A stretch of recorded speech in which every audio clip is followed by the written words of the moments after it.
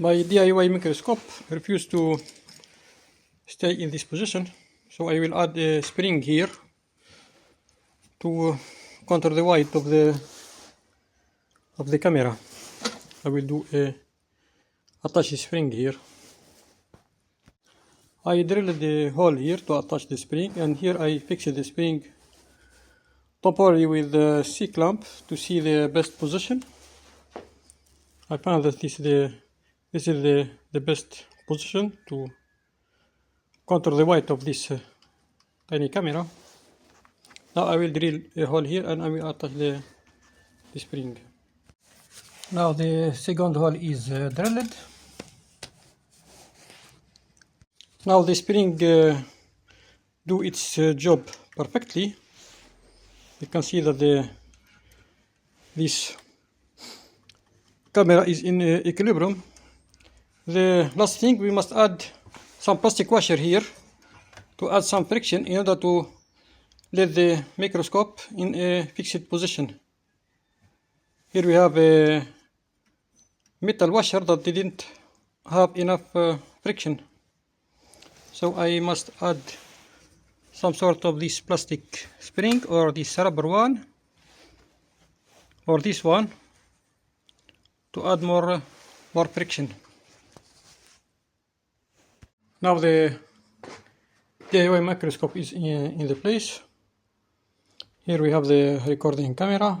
I will add the screen here on the table in order to see the magnified picture. Here we have this microscope, and this is the homemade lens. It will be attached by this magnet. It will be attached here to get more magnification.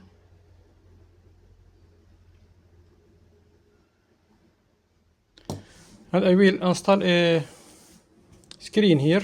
So after installing this spring and the two plastic washer, I connected the output of this microscope to the HDMI splitter, and then it goes to this monitor. I made the flat monitor here in order to see the PCB magnified by the microscope and recorded at the same time with this principal camera. So we can make a repair here in this tiny PCB, for example, and I can see in the same time the larger screen, and the viewer can see the two part, the PCB and the magnifying picture. So it's easier to edit the video. We use only one camera, and we needn't to record from the microscope. Now we come to the end of this video. Thanks for watching and have a nice time.